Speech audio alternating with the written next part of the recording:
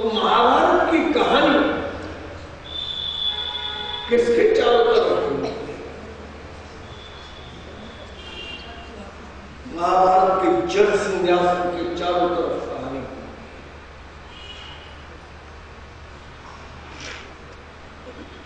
और नायिका है द्रौपदी।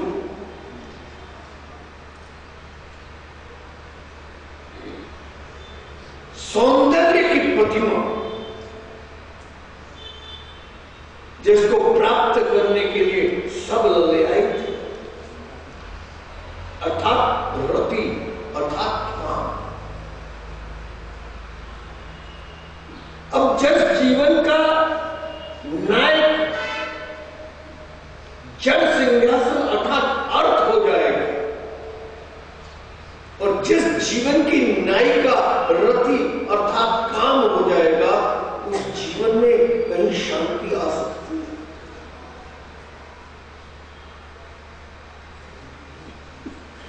इसलिए इसी कहानी को दोबारा लिखो। नायक जिसके श्री कृष्ण और नायिका जिसकी भक्ति हो। श्रीमद् भागवत के नायक भगवान श्री कृष्ण और नायिका भक्ति है। तो जिस जीवन में भक्ति और भगवान दोनों आ जाएं, वो सुंदर होगा या नहीं?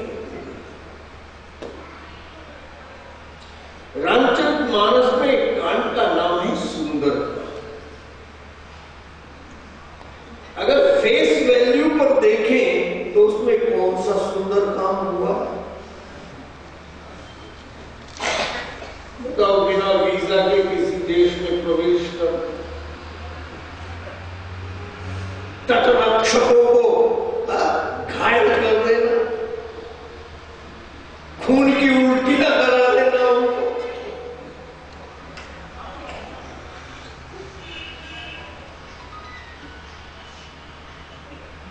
पूरे देश में जासूसी करना, भाइयों में फूट डाल देना,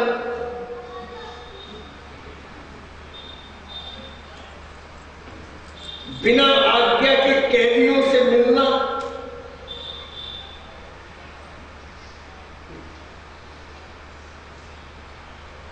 वहां के राजा के बेटे को मार देना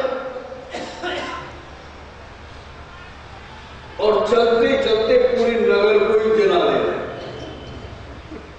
ये फेस वैल्यू है सुंदर। तो कोई बढ़िया काम हुआ?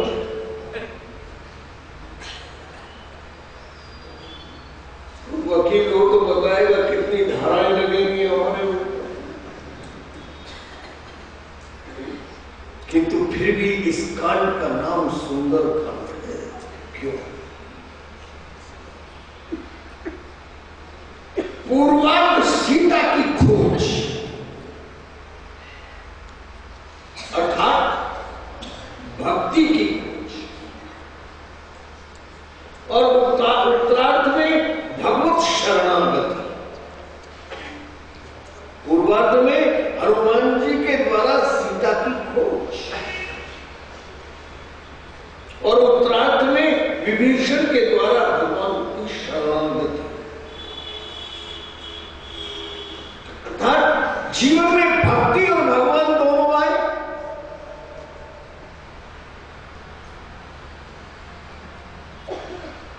सीता की खोज, भक्ति की खोज और भगवान की शरणागति, भगवान की प्राप्ति। तो जिस जीवन में भक्ति और भगवान दोनों आ जाए, वो सुंदर होगा या नहीं होगा? श्रीमद् भागवत इसीलिए सुंदर है, इसलिए महापुराण है ये, क्योंकि इसमें नायिका भक्ति है और नायक भगवान है।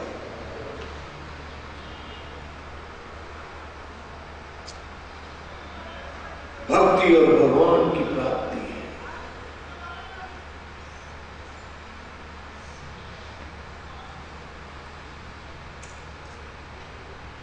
आइए भागवत में प्रवेश करें। शास्त्र की निर्विघ्न परिसमाप्ति, अधिकारियों में ग्रंथ की परिचय प्राप्ति, शिष्य की शिक्षा, शास्त्र अनुशीलन में प्रेक्षावानों की प्रवृत्ति फलक, अनुबंध चतुष्टय की अर्थात अभिव्यक्ति और ग्रंथ अनुशीलन से अंतःकरण में आनंद की प्राप्ति के लिए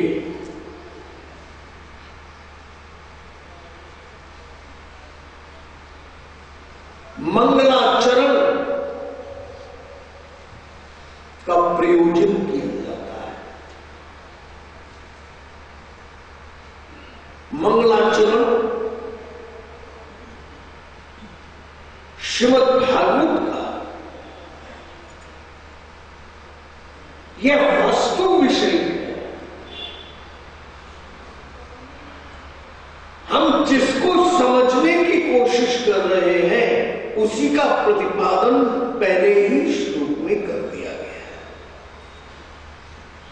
जन्माद्यस्य यतोऽन्वयादितरतश्चार्थैश्व अभिज्ञस्वरात् ते ब्रह्म हृदय आदि कवये मुह्यन्ति यत्सूर्य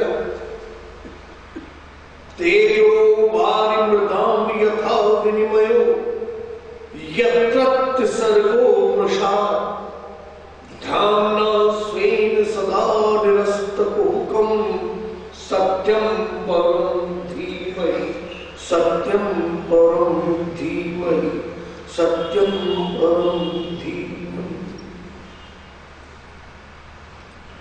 इस जगत की उत्पत्ति, स्थिति और प्रलय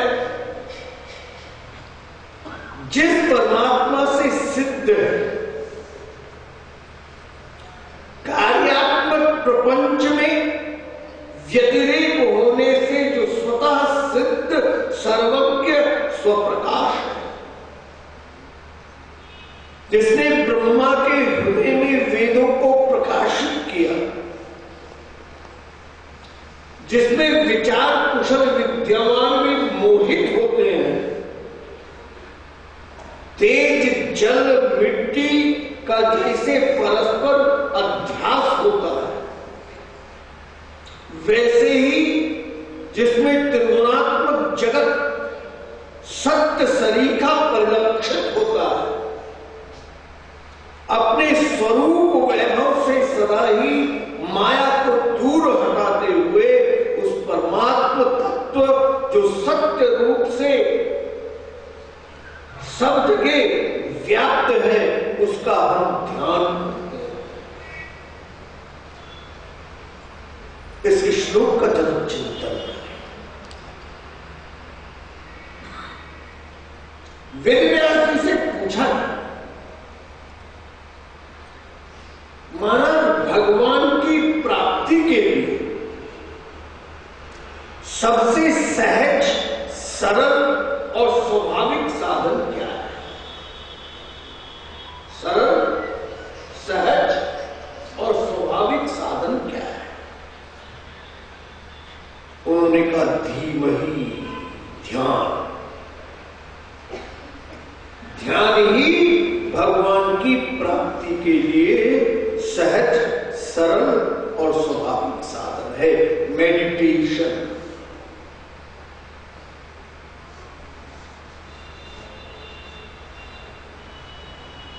प्रश्नकर्ता ने कहा, महाराज हमने सहज, सरल और स्वाभाविक साधन पूछा था और आपने सबसे कठोर, कठिन और अस्वाभाविक साधन बता दिया।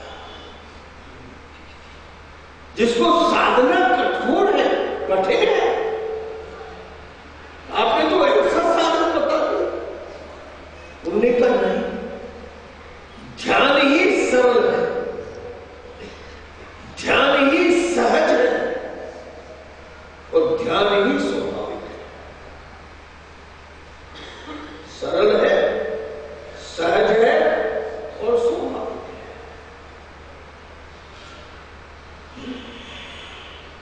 कैसे? ध्यान हमारे साथ आया, हमें कहीं से जाना नहीं पड़ा।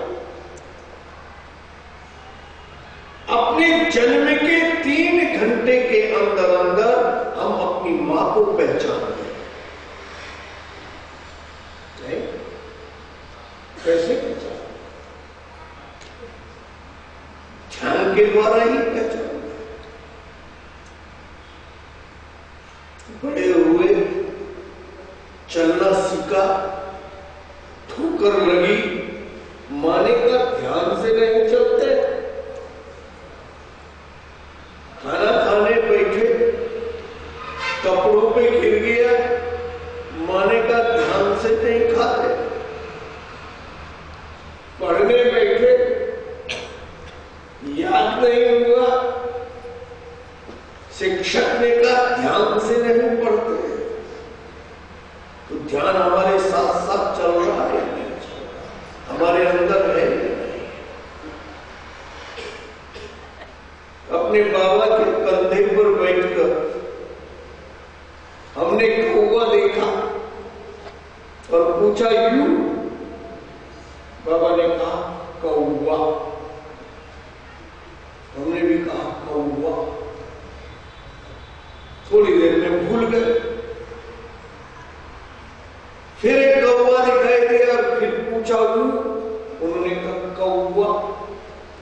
कब तक पूछा? जब तक कौवा पूर्ण रूप में हमारे ध्यान में बैठकर हमारे अंदर नहीं चला गया। फिर जहां भी देखेंगे कौवे को तो फिर तो ध्यान हमारे अंदर है। गणेशपुरी थाने के पास है, वहां एक महात्मा थे मुक्तानंद, सिद्ध योग के प्रवर्तक थे। ये बड़ी अच्छी पुस्तक लिखी, अच्छी थी, शक्ति विलास। साधकों के लिए बहुत अच्छी पुस्तक है, साधकों को पढ़नी चाहिए।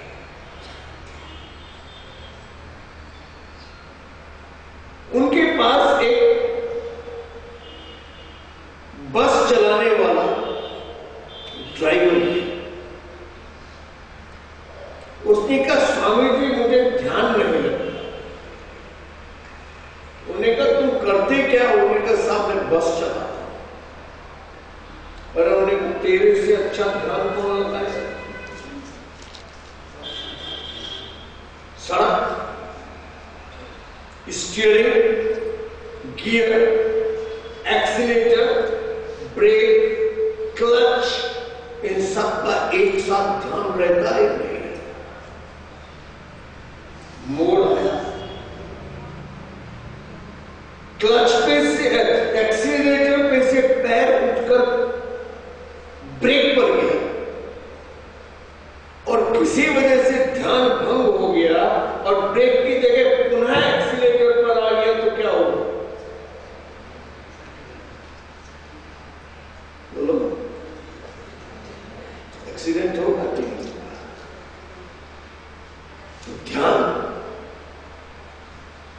उन्होंने कहा तेरे से अच्छा ध्यान कौन लगा सकता? उन्होंने कहा फिर? उन्होंने कहा केवल विषय का परिवर्तन नहीं, चैनलाइज करना।